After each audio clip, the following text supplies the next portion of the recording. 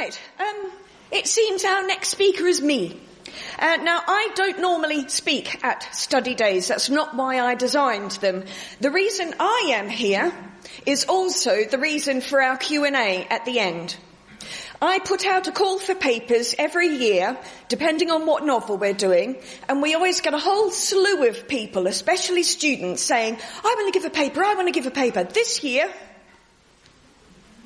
zero. I was absolutely gobsmacked. I couldn't believe it. I thought, what has gone wrong? Hence the question, the Trumpet Major, major or minor? Also, I'm here to fill a gap, and every good day has a down point, and here I am. So, I'm here to talk about hardy, silly soldiers. If you're here expecting a serious talk, the door is there. I'm not renowned for them, I'm afraid. Introducing myself, I'm me. I'm the secretary of the Hardy Society. I did my PhD in Hardy and the masculinities in his novels. And I've got some pretty far-out weird ideas. That's probably why the book isn't out yet. But I'm sure when it is, you'll all queue up round the corner for it, I know. And I'll be there to sign it for you. So, hardy, silly soldiers. And when I do this to Mark, he'll do the next one. The term alpha male, used widely by zoologists since 1960s but not applied to human sociology until the 1990s, is nevertheless of central importance to the study of gender and masculinities in particular. The concept of the alpha male can be understood through the discourse of biology and evolution. And when you read that slide and look at I had such fun collecting these, honestly. You should see what you can find on the net when you punch in real man. It's... In trying to achieve a definition of human behaviour and its origins, Darwin's theory of sexual selection in relation to man, as opposed to woman, proposed a biological basis for differences between the sexes, thus using the language of science to cement already existing gendered discourses of power. He posited that the instinctual notion of attaining and keeping a member of the female sex, along with the defence of women and the young from perceived enemies, was a biological imperative, thus augmenting heteronormative conventions of contemporary patriarchal culture. Right, that's the technical bit out of the way. Darwin's theories, along with those of colleagues such as Huxley and Spencer, were disseminated amongst the general public through periodicals and newspapers, such as the Westminster Review and Blackwood's Edinburgh magazine, where scientific issues were side by side with fiction, poetry and literary criticism. Victorian social constructions of masculinity, as promoted in these journals, novels and magazines, were such that the figure of the alpha male there often comprised a particular set of prerequisites, such as an imposing stature, physical prowess, a deep resonant voice, and a proud set of whiskers. Certain physical attributes, such as facial hair, were perceived as indicators of virility. Beards and moustaches were potent symbols of manliness for a modern industrial age. By the 1890s, over 60% of all men were bearded. And by 1900, 99% of all men wore whiskers in some form. The beard movement, as it was called, began in earnest during the 1850s, when the editors of Tate's Edinburgh magazine declared themselves champions of the long beard. An ideology of beards began to be articulated, with a number of publications claiming beards to be an integral element of masculinity for two reasons. First, by contributing to men's health and vitality, and second, by serving as the outward mark of inward qualities, particularly independence, hardiness, and decisiveness. They were the foundations of masculine authority. Beards signified the natural superiority of men over women, and more vigorous men over their more effete counterparts. A common argument for the adoption of the beard in the mid-19th century was, and this is true, to act as a filter against bad air and disease. No doubt as a result of the Victorian fixation on the deleterious effects of impure air. Because remember, before Jon Snow told everybody cholera was in the water, they thought germs ran around after you in the air. Theology also played a part, with a number of clerics finding it fitting that God had provided protection to the voices of men who, in contrast to women, were called to be teachers and preachers. Indeed, in Far From Mad and Crowd, Caney Ball describes how the new style parsons wear moustaches and long beards and look like Moses and Aaron complete and make we folks in the congregation feel all over like the children of Israel. Virtually all the great Victorians expressed their manliness physically in the form of beards and moustaches, including Tennyson, Leslie Stephen, John Ruskin, and the Prime Minister Lord Salisbury. They're all exemplars of the sporting of facial hair. You'll see why I'm telling you this in a minute. Ideals of masculinity, such as big game hunters, explorers, fashionable pioneers of alpine mountaineering, they all wore beards of necessity. But their image was undoubtedly influential in spreading the fashion.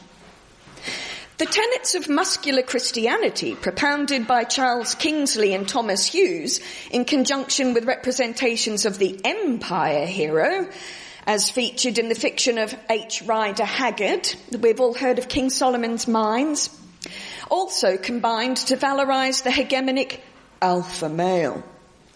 Masculine privilege at the end of the 19th century was sustained by male friendships within institutions like the public schools, the older universities, the clubs and the professions. John Ruskin wrote in 1865 that man's power is active, progressive, defensive. He is eminently the doer, the creator, the discoverer, the defender. His energy is for invention, for war, for conquest. None of which he ever did himself personally. Thomas Hardy problematised such notions of the alpha male as a figure of patriarchal authority throughout his novels by questioning the validity of such a stereotype. This paper will demonstrate how Hardy subverts the figure of the Victorian alpha male through his presentations of silly soldiers. Martial masculinity is ripe for satire through Sargeant Troy, a soldier who aspires to be, in the words of Blackadder's Prince George, a roarer, a puker, a roisterer and a rogerer, but is instead a shallow and vain character who, when life finally seizes him by the scruff of the neck in the form of a dead lover and baby, becomes utterly emasculated by a gargoyle before running away. Festus Derriman, a yeoman who takes himself very seriously indeed, but is in fact a creation of comic genius, is transformed by Hardy from a Farnese Hercules into a eunuch.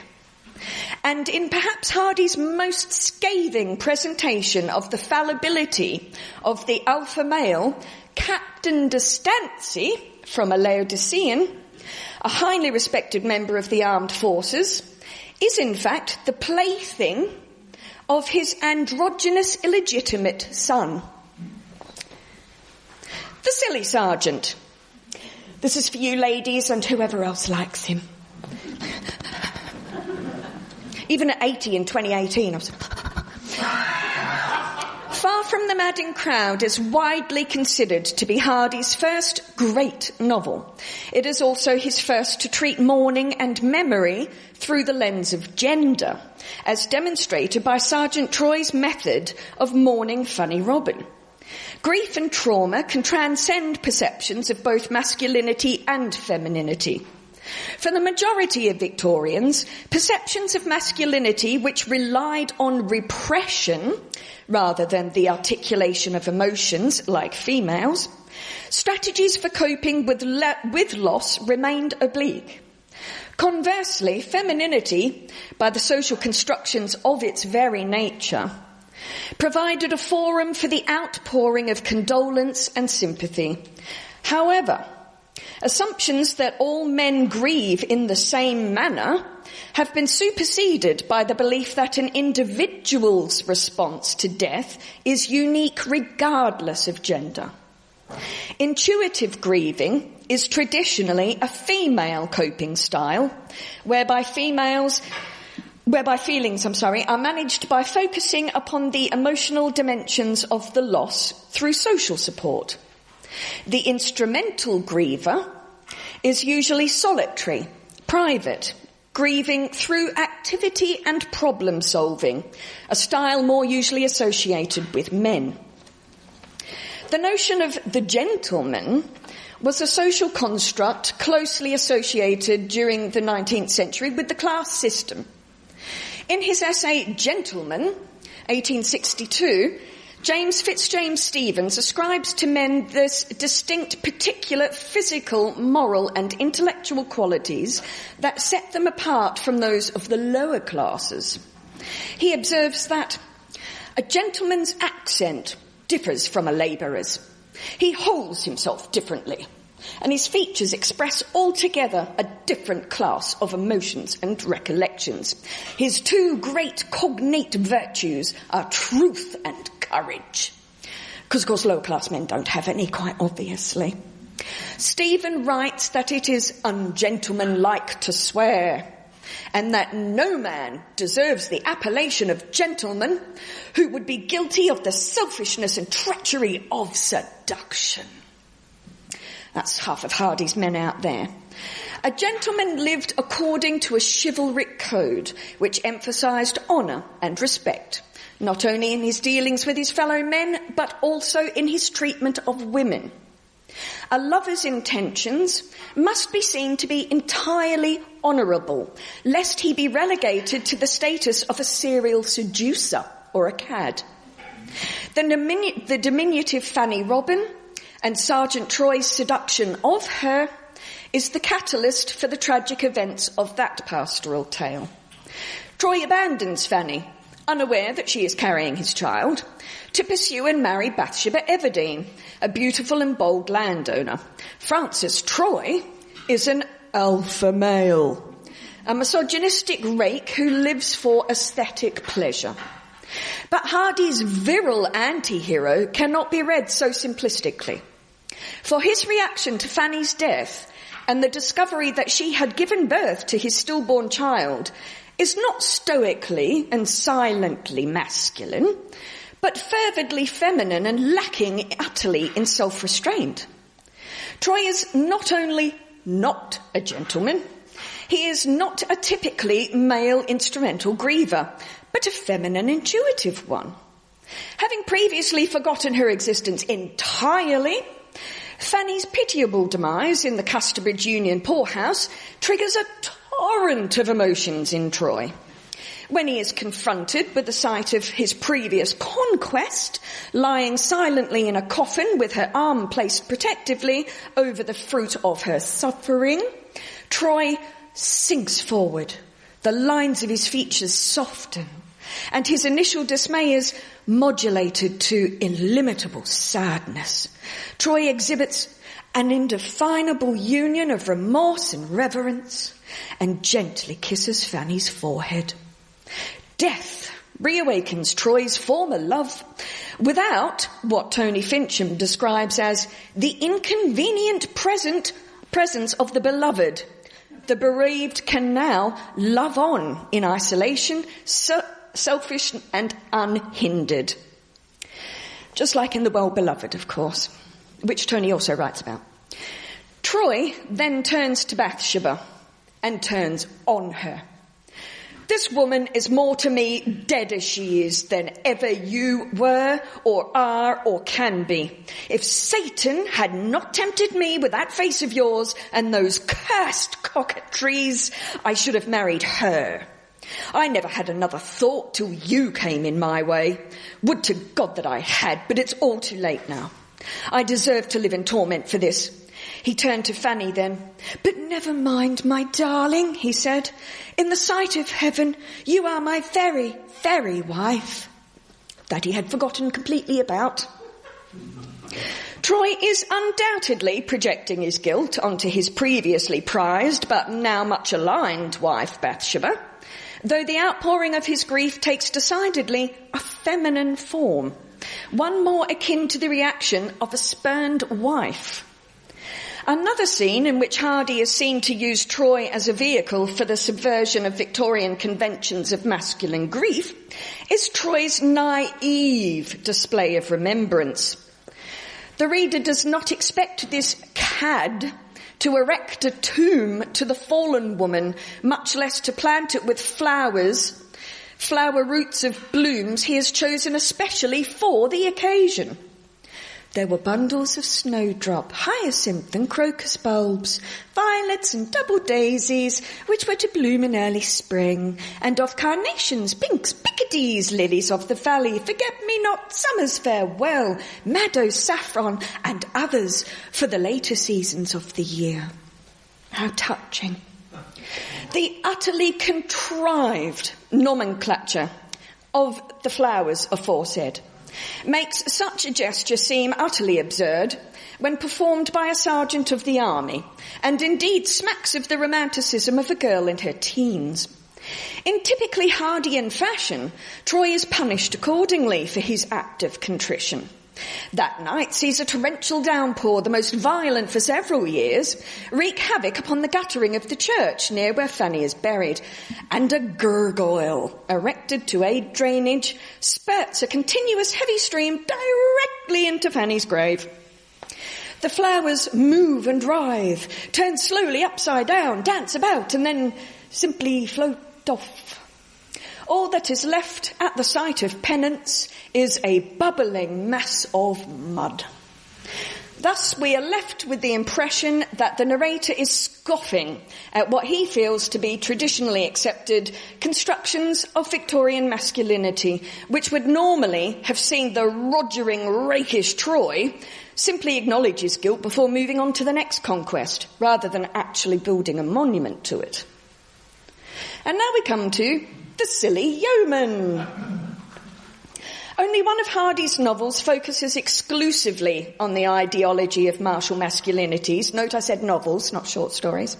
The Trumpet Major. Invariably dismissed by critics both contemporary and modern as his weakest novel, Richard Nemesfari famously went as far as to liken The Trumpet Major to a Jane Austen novel run slightly out of control. However, Hardy's research into the military during the reign of George III in preparation for this novel was extensive, as we saw in previous paper.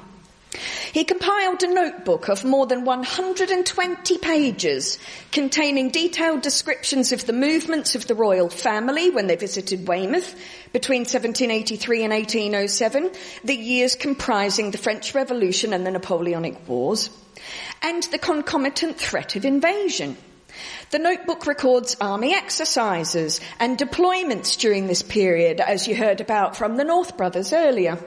Regulations regarding dress code, hairstyles and conduct, and duties performed by officers of varying ranks, including that of the role played by a trumpet major. The title of Trumpet Major may sound rather innocuous, and then Andrew Hewitt came along and told us how absolutely awful he really is, sanctioning thrashings and all the rest of it.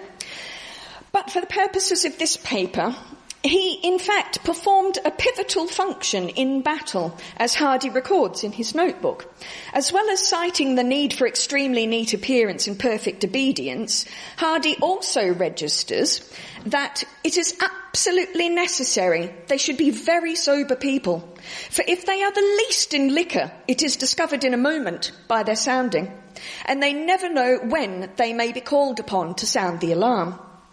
Trumpeters and trumpet majors must be very clever horsemen and ride active light horses, for in the field it is a matter of indispensable necessity that they should sound their signals quite clearly at any pace.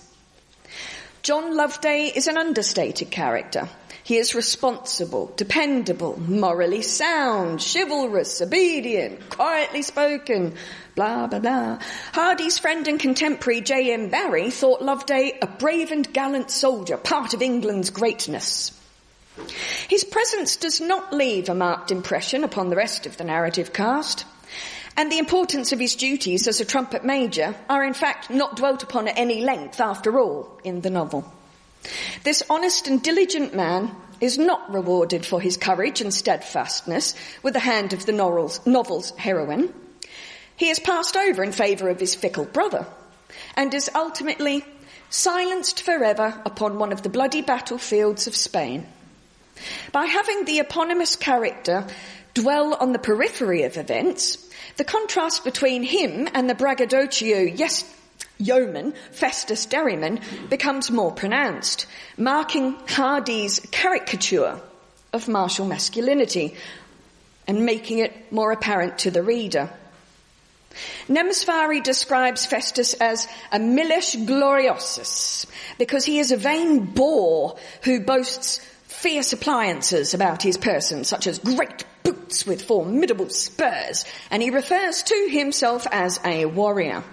Festus drinks heavily and swears loudly, and when he is compared with his fellow protagonist, John Loveday, we witness a direct inversion of Major General F.C. Fuller's 1850 description of the Victorian army as being almost feudal, in which the leaders were the sons of gentlemen, and the men were a rough lot, simple, tough, illiterate, largely recruited from the down-and-outs. Unlike the soldier class of which Loveday is a member, the yeomanry were originally descended from medieval cavalry. They were formed by tradition from the aristocracy and the landed classes, venerated by virtue of long-standing tradition and individual status. It was tacitly acknowledged by 19th century society that the elite status of the yeomanry set them apart as models of chivalric manliness. As already described, the chivalric code comprised courage, honour, courtesy and justice, especially in the conduct of a man towards a woman. Festus Derriman, a member of the yeoman cavalry, is the antithesis of such behaviour. While having pretensions towards the status of alpha male, simply by virtue of his colossal stature and moneyed connections, Festus is in fact portrayed by Hardy as a figure of hilarity. He is about the size and weight of a Farnese Hercules. His deep stentorian voice speaks in tones that shook window panes, and he is full of the conviction that by simply entering a premises, he bestows pleasure upon the assembled company. Yet Derriman is prone to sulking like a cross baby, and his favourite refrain is, "Dash my wig!" a phrase which Hardy relates in his notebook as being a particular favourite of society in 1805, symbolising Festus's shallowness. The Tommy, a generic term for an enlisted soldier, was a subject of humour and deprecation, especially in the Victorian music halls, where his selfish exploits, expert ability at avoiding the heat of battle, and efforts with the local ladies were lampooned. These traits seem more indicative of Festus than they do of John Loveday, the trumpet major, as the song lyrics of the time demonstrate. I don't want the sergeant's shilling, I don't want to be shot down. I'm really much more willing to make myself a killing living off the peckings of the ladies of the town. And then, next, while my comrades fought, as comrades ought, I was nowhere to be seen.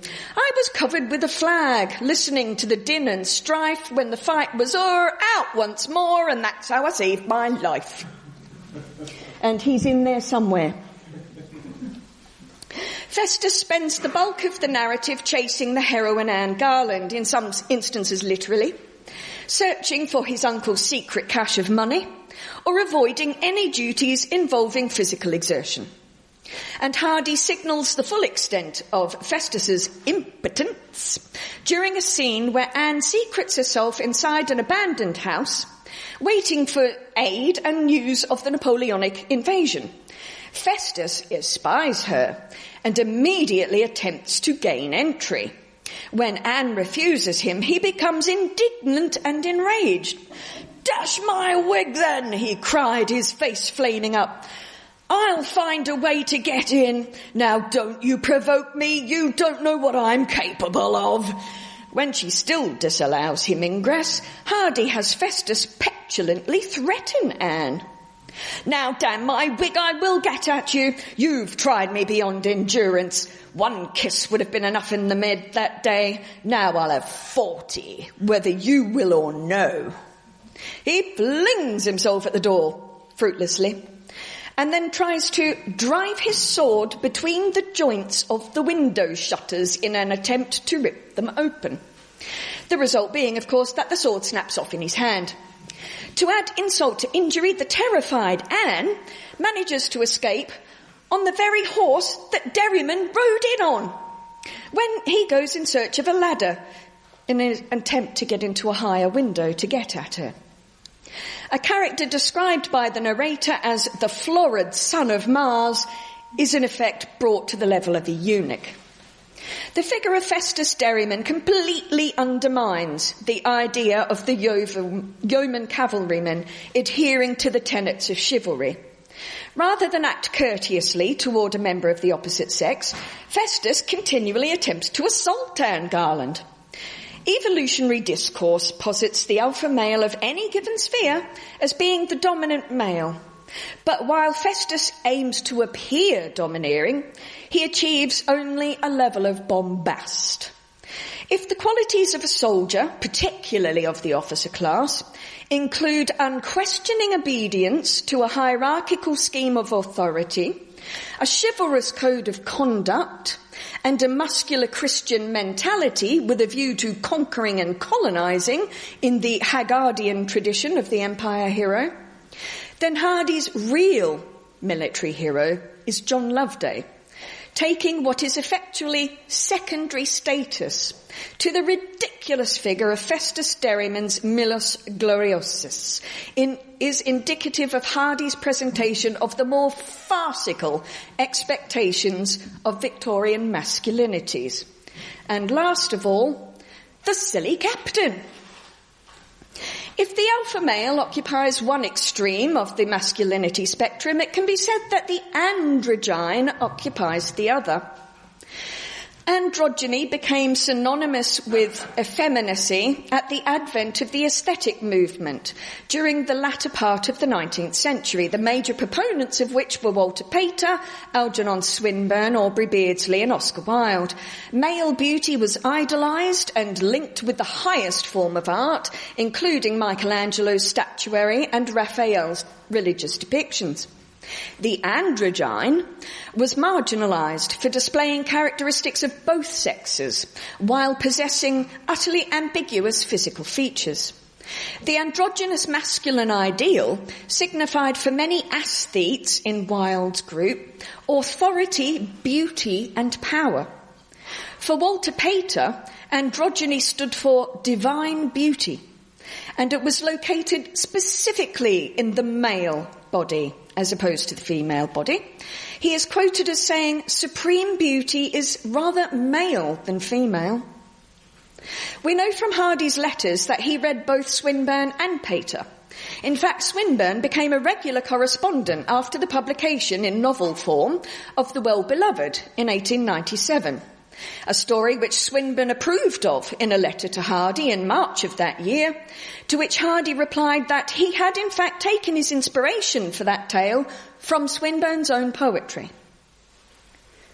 The androgynous villain of A Laodicean, William Dare, is not an alpha male by the stereotypical Victorian standards of masculinity. This is actually a young man, androgynous. It is the only picture I can legally show you of what I found when looking for androgynous villains. Oh, there's some amazing stuff out there. While he is domineering and displays a certain amount of vitality, he is not the most successful or powerful male protagonist in the novel. One critic describes Dare as a baby-faced villain entirely without sexuality. In contrast, Captain de Stancy does appear to conform to the authoritarian role expected of a captain of the armed forces. Figures such as the celebrated Duke of Wellington ensured that the soldier became embedded within the Victorian consciousness as symbolising authority, valour and great physical strength.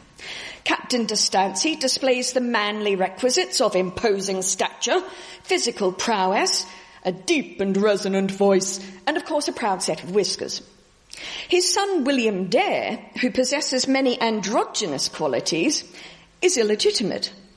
Yet it is this character whom Hardy has chosen to act as the centre of control within the narrative, usurping the role of paterfamilias and reducing his upstanding military father to the status of a Pavlovian clown. Will Dare is presented by the narrator as a person quite out of the common. His age is impossible to ascertain. There was not a hair upon his face which could serve to hang a guess upon.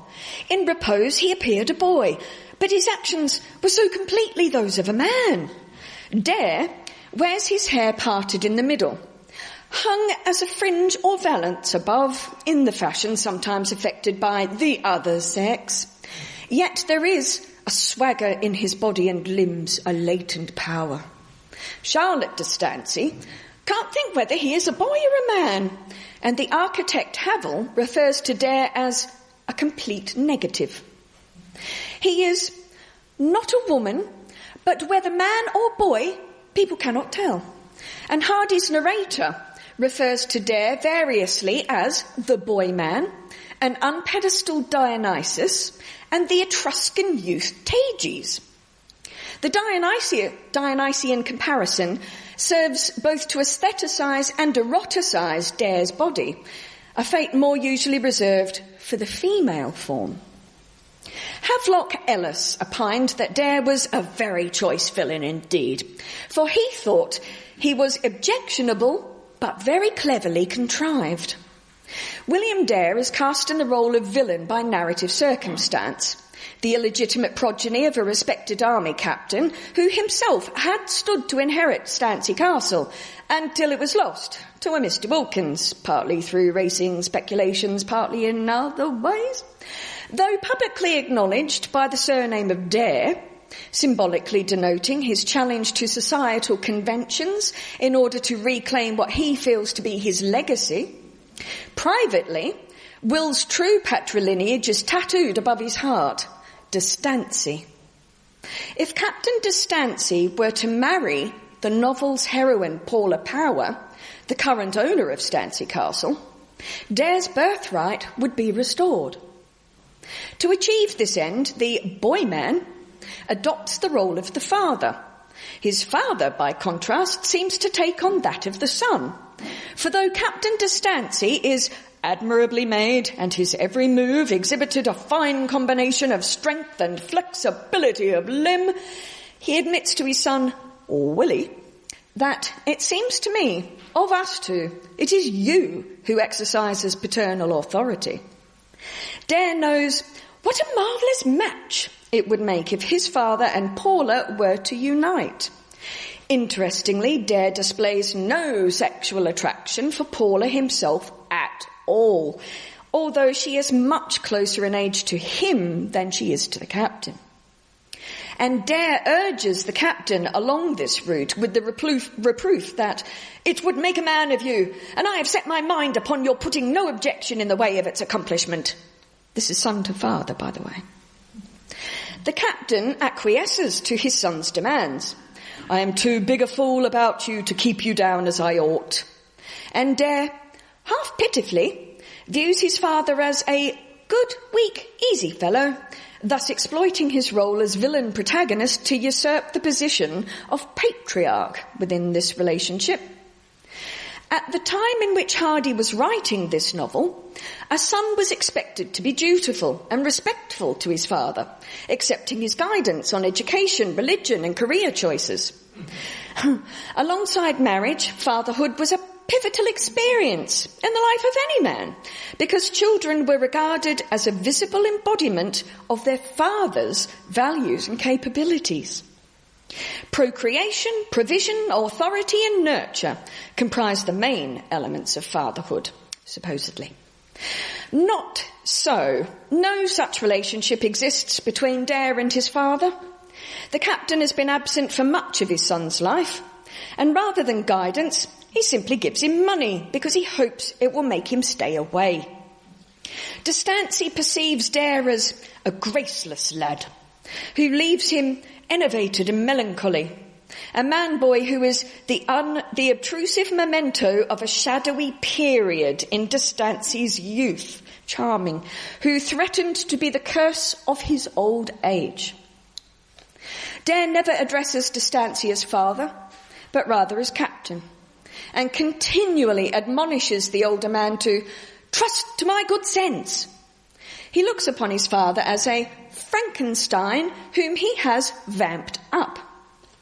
And when for a moment Will's ambitious experiments seemed likely to be rewarded by his discomfiture at the hands of his own creature, he expostulates to the captain that it is he, the son, who has been working so hard to get you on in life and make a rising man of you. D'Estaing acquiesces. It is as if you were the parent and I the son. Moral authority was a patriarchal lodestar that raised complex questions about Victorian masculinity.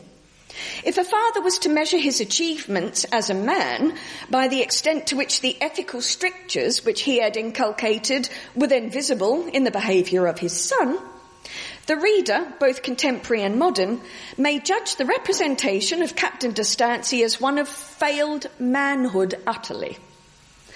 As the rights of the father were not solely contingent upon biological paternity, the captain has no right of autonomy over Dare at all. The most startling and therefore best demonstration of inverted familial exchange occurs at the novel's denouement, Dare's indictment of his military hero father's paternal fitness. See what I have done for you. You have been my constant care and anxiety for I can't tell how long. I have stayed awake at night thinking how I might best give you a good start in the world by arranging this judicious marriage, when you have been sleeping as sound as a top with no cares upon your mind at all. This is not an example of a disappointed father reprimanding a recalcitrant son.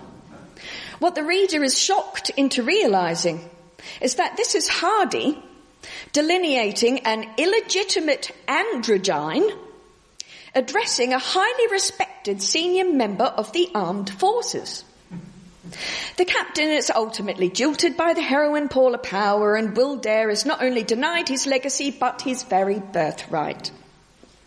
So, in conclusion, by articulating a subordinate and stigmatised masculinity as usurping that which was traditionally granted to the figure of the alpha male, the father, military man, by reducing a roaring and roistering sergeant to a tantrum-throwing child, and a braggadocio yeoman to a eunuch, Hardy is able to impugn the autonomy of Victorian patriarchy, complicating and subverting 19th century constructions of martial masculinity in particular. Thank you.